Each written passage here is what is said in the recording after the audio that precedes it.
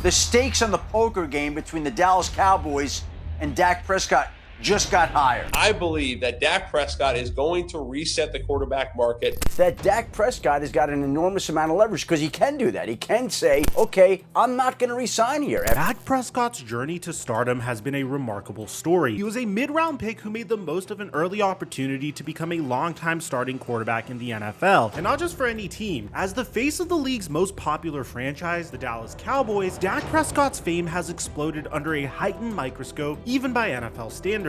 Every success and failure he's had has been heavily scrutinized, especially his shortcomings in the playoffs. But after perhaps the best season of his career, Dak Prescott is entering a contract year with the Cowboys, leaving his future uncertain. With high-stakes negotiations looming, it's worth reliving how Dak became the head honcho in Dallas and the moments that have led to this critical offseason while examining the financial options between him and the Dallas Cowboys. So before we get to the content, make sure you drop, like, subscribe, and turn on our notifications to help the channel grow. And now that we get all that out of the way, work!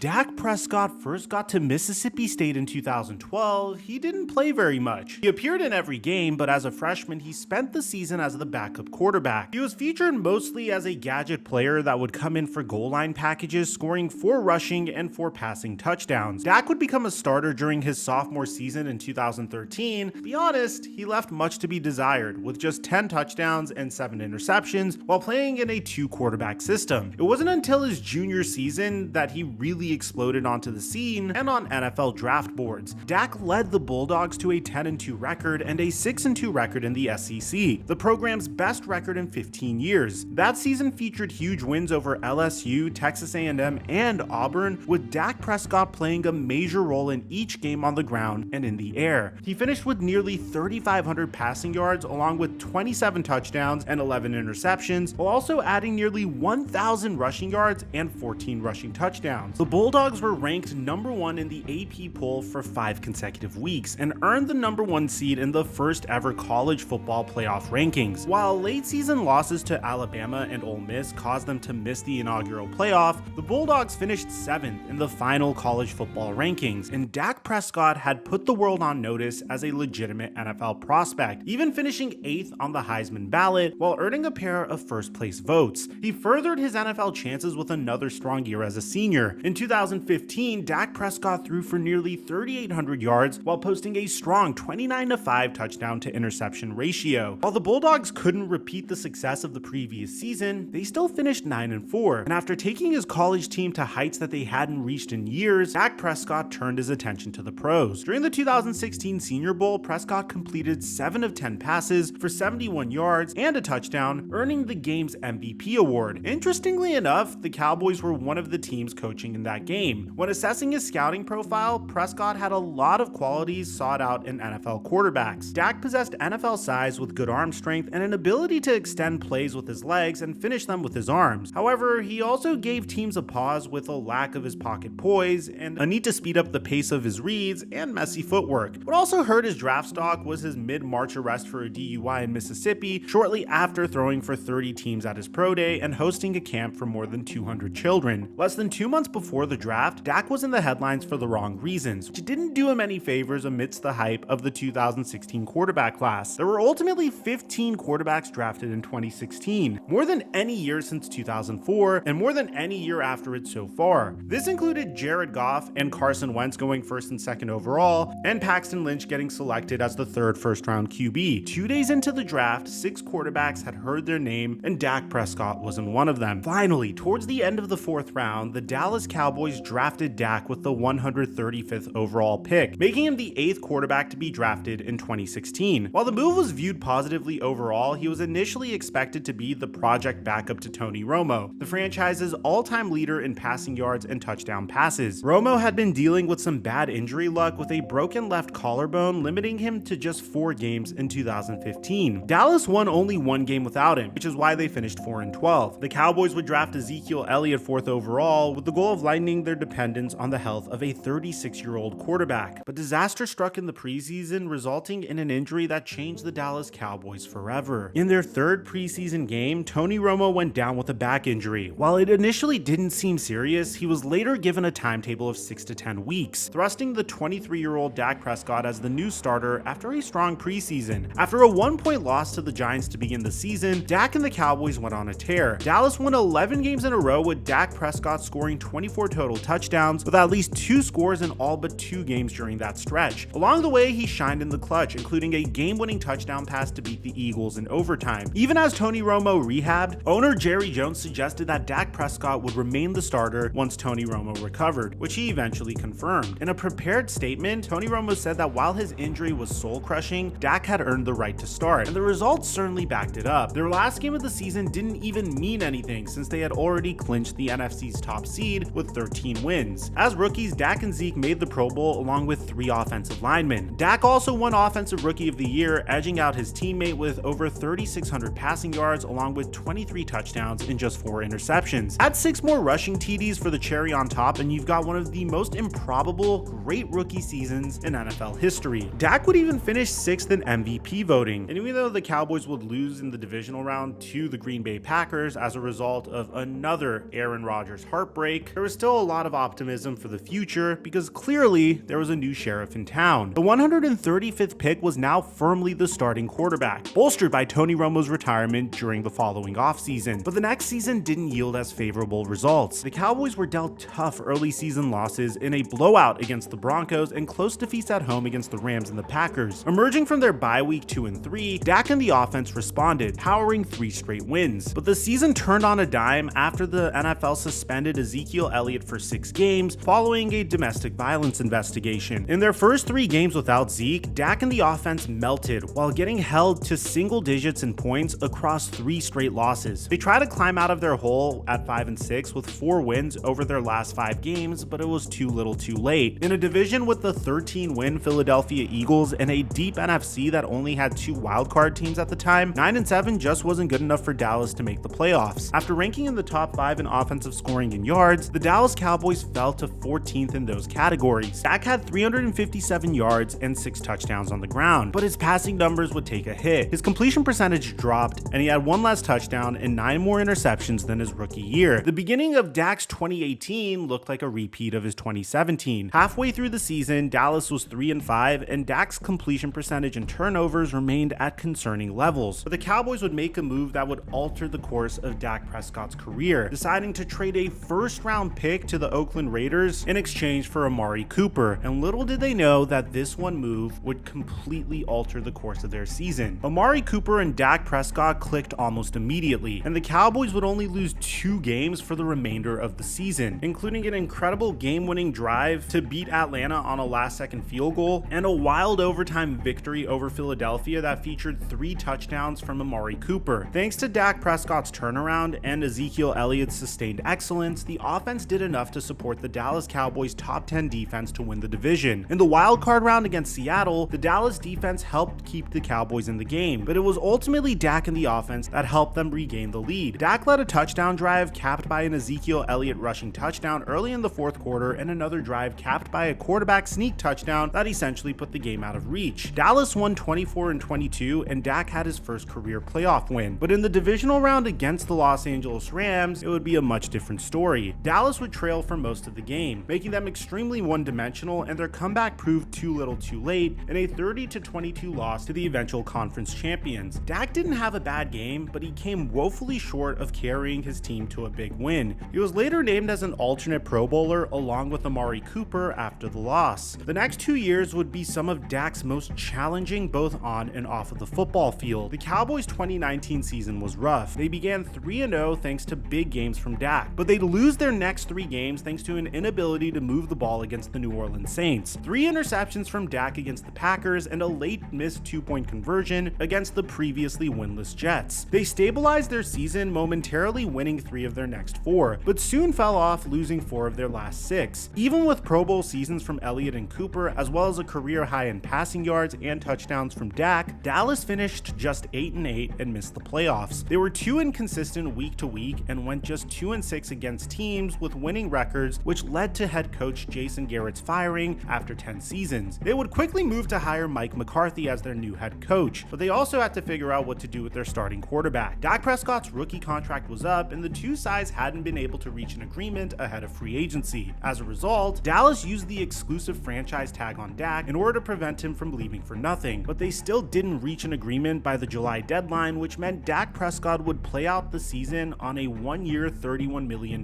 deal. ESPN's Adam Schefter explained why this was actually a good development for Dak in the long run. The stakes on the poker game between the Dallas Cowboys and Dak Prescott just got higher, because once he does sign that, and that tag will be signed by Monday, then the Dallas Cowboys owe him the $31.4 million for this season. And if they can't get a long-term deal done by July 15th and they have to franchise him again, guess what that number is going to be? 37.7. And if they can't get a deal done after that, the next year, it's 144% of the salary from the previous year, $54.4 million. So to me, he's got long-term leverage because the Dallas Cowboys can't afford to lose Dak Prescott. Dak was settled with his contract for the time being, but his offseason that year was shaped by an unfathomable tragedy. Dak Prescott's brother Jace died in April at 31 years old, with Dak later sharing that he took his own life. The brothers had lost their mom Peggy to colon cancer while Dak was at Mississippi State, and the loss weighed heavily on Jace, who cared for their mother during her long cancer battle. Dak talked openly about his mental health struggles ahead of the 2020 season, including anxiety and depression during the pandemic. This caused Dallas Cowboys superfan Skip Bayless to go on TV and criticize Dak for publicly talking about his mental health struggles.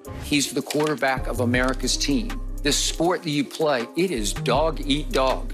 It can affect your team's ability to believe in you. But Dak received overwhelming support, with Fox Sports even publicly disagreeing with Skip's comments. After a hectic Week 2 victory over Atlanta, Falcons tight end Hayden Hurst announced that he'd be teaming up with Dak Prescott in suicide prevention after their post-game interaction went viral. I got a lot of respect for what you did. Came out and talked about. Me and my mom have a foundation about suicide prevention. Yeah. Respect the hell out of you for talking about it, man. We can collab one day. Absolutely. Come in. But little did Dak Prescott know, his season was about to get way worse. In Week 5 against the New York Giants, Dak Prescott went down with a gruesome ankle injury and had to get carted off the field in an emotional scene. After everything Dak has gone through over the past year, now he had to deal with the mental anguish of rehabilitation during a year that he was franchise tagged. After undergoing surgery, Dak was ruled out for the rest of the season. After playing in every game through his first 4 seasons, Dak only played in 5 games in 2020. A 6-10 season, even in a division with no winning records, wasn't good enough to make the playoffs. Dak's absence may have revealed his true worth to the Dallas Cowboys, who quickly signed him that March to a 4-year, $160 million contract extension, including $126 million in guaranteed money, a no-trade clause, and a no-tag provision. And just like that, the Dallas Cowboys were up and running. The Cowboys would double down on their commitment to Dak Prescott and get him additional help, drafting CeeDee Lamb in the first round of the 2020 NFL Draft. So now the Cowboys had Ezekiel Elliott, Tony Pollard, Amari Cooper, CeeDee Lamb, and Dalton Schultz all catching passes from the newly re-signed Dak Prescott, and the results were absolutely phenomenal. Dak would have 4,400 yards along with a career-high 37 touchdowns and only 10 interceptions, which would make him the captain of the league's best offense in 2020. For his efforts, Dak finished as the Comeback Player of the Year runner-up after excelling so soon after a devastating injury. Dallas finished 12-5 and easily won their division. However, 3 of their losses were against playoff teams, and once they got into the postseason, the Cowboys' offense wasn't the same. Their wild-card loss to the 49ers is best remembered for the Dallas Cowboys failing to spike the ball in time after a Dak Prescott draw at the end of the game, but they struggled all day on offense with 5 punts and an interception. 2022 would play out differently for Dak at first. He was injured during their season-opening loss to Tampa Bay, which led to thumb surgery that sidelined him for 5 games. He wasn't the same the rest of the season, throwing at least 1 interception in all but 2 games. But even after Dak Prescott led the league in interceptions in just 12 games, the offensive supporting cast helped the Cowboys remain a top 5 scoring offense. Dallas finished 12-5 as a wild card team in the stacked NFC East. In the playoffs, Dak appeared to turn his season turnaround. He had the best playoff game of his career with 305 passing yards and 5 total touchdowns as the Dallas Cowboys cruised past the Tampa Bay Buccaneers 31-14 in Tom Brady's final NFL game. But the Cowboys offense fell flat again against San Francisco. Dak had just 206 passing yards with 2 interceptions as Dallas struggled to move the ball. Another year, another awful final play, and the Dallas Cowboys lost 19-12. One bright spot was Dak winning the Walter Payton Man of the Year award. Far from the young man who was arrested before the draft, his work in suicide prevention and cancer fundraising have made him an ideal person to label the face of a franchise. And with Dak in tow for 2023, Dallas felt like they could make another title run with him under center. And when the Cowboys were on, they looked like the best team in the league. Not only did they feature one of the best offenses in the NFL, but they were also complemented by a top 5 defense, featuring the likes of Stephon Gilmore, Deron Bland, Trevon Diggs, Micah Parsons, and DeMarcus Lawrence. Dallas would beat the New York Giants, New York Jets, New England Patriots, LA Rams, Carolina Panthers, Washington Commanders, and Philadelphia Eagles by at least 20 points, with Dak Prescott largely playing well in each game. But their struggles against winning teams continued to carry over, including a dud in San Francisco, a failed comeback in Philadelphia, another blowout in Buffalo, and a tight loss in Miami. But a career year from Dak Prescott and an all-pro season from CeeDee Lamb helped outweigh the bad with the good. Dak Prescott's season helped him earn a Pro Bowl nod along with 6 other Cowboys. 4,500 passing yards, 36 touchdowns, and only 9 interceptions helped him finish 2nd in MVP voting and 5th in Offensive Player of the Year. The Dallas Cowboys were the number 2 seed in the NFC. They haven't lost at home all season long, and they had home field advantage throughout the playoffs unless if they happened to face San Francisco. But when the lights were the brightest, even when things were looking the best, Dak Prescott would crack under pressure, and this was especially evident in the wildcard round against the Packers. In the first quarter, Dak would throw an interception to help set up a short Green Bay touchdown. In the second quarter, he threw another interception that was returned for a touchdown. Down 27 points, the hole became too deep for Dallas to dig out of, and their season ended at home with a 48-32 loss. As expected, another rough playoff exit churned up rumors of Mike McCarthy's job security, but Dak firmly came to his defense, putting the blame on himself after the game. Yeah, he's been amazing. I don't know how there can be, but I understand the business. In that case, it should be about me as well, honestly. I mean, that guy, I've had the season that I've had because of him. This team has had the success that they've had because of him. I get it, but add me to the list in that case. This has all led to another big fork in the road in the Dallas Cowboys franchise. They decided to keep Mike McCarthy, and now they have to handle a big decision with Dak Prescott's contract. After signing Dak's 4-year extension, the Cowboys restructured his contract in each of the previous 3 off seasons to clear immediate cap space. Entering this offseason, the Cowboys are roughly $8 million over the salary cap, the 6th worst cap situation in the league. That's due in large part to Dak Prescott's contract changes that moved his 2024 cap hit to over $59 million, over 22% of the salary cap. With major free agents like Tyron Smith, Tony Pollard, and Stephon Gilmore, Dallas will need to do something to clear cap space or risk losing players who helped them win the division. And Dak's financial situation gives the Cowboys a few options as he enters the final year of his contract. He's set to make $34 million next season, $29 million in base salary, and a $5 million roster bonus to be paid out in mid-March. If they do nothing, Dak will still be back, but Dak would be carrying the largest single season cap hit ever, and they'd likely lose a lot of supporting players while limiting their ability to extend Micah Parsons and CeeDee Lamb. He'd also become a true unrestricted free agent after next season since they can't tag him. They could convert his salary into a signing or roster bonus by adding voidable years, but that would further increase the dead cap hit in 2025 and beyond. The best way to save money for the cap would be to trade Dak to save $34 million, but there's a few issues with this. First and foremost being Dak's no trade clause. If they trade him before June 1st, they'll add an additional $2.4 million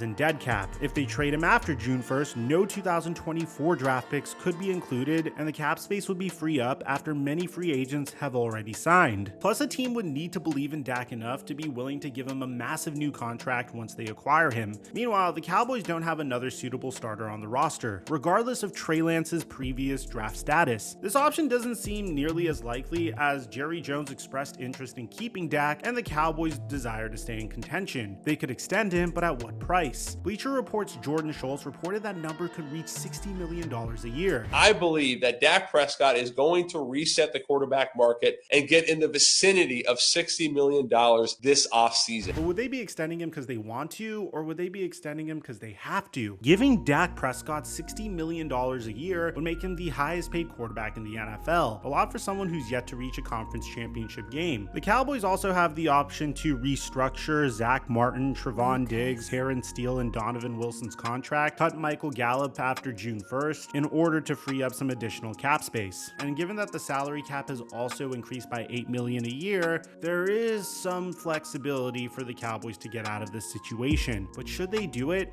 Ironically, in many ways, Dak Prescott's become the new Tony Romo. Both men posted great regular season numbers, but both have largely negative playoff resumes. Dak does much of what truly elite quarterbacks do in the regular season. Both a 2-5 playoff record, it hasn't happened for him or his team in the postseason. One thing's for certain, Dak has elite level leverage, as Schefter explained, in an oddly similar way to when they were negotiating in 2020. Well, think about all the teams that could use a player like Dak Prescott. How much would Washington pay to cripple its division rival and take its quarterback and trot out Dak Prescott? How about Chicago? How about Indianapolis? How about Tampa Bay as a successor to Tom Brady? How about New Orleans as a successor to Drew Brees? How about San Francisco? How about any one of these teams?